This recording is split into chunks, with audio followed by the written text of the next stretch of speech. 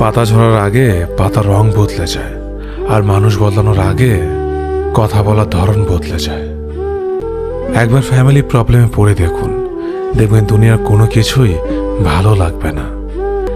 সময়ের সাথে বোঝা যায় কে আপন, কে পর, কে বন্ধু, আর কে স্বার্থপর।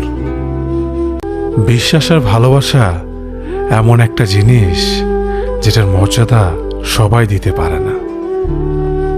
সততা একটি মূল্যবান গুণ যা আপনি সস্তা লোকের কাছ থেকে কখনোই আশা করতে পারবেন না।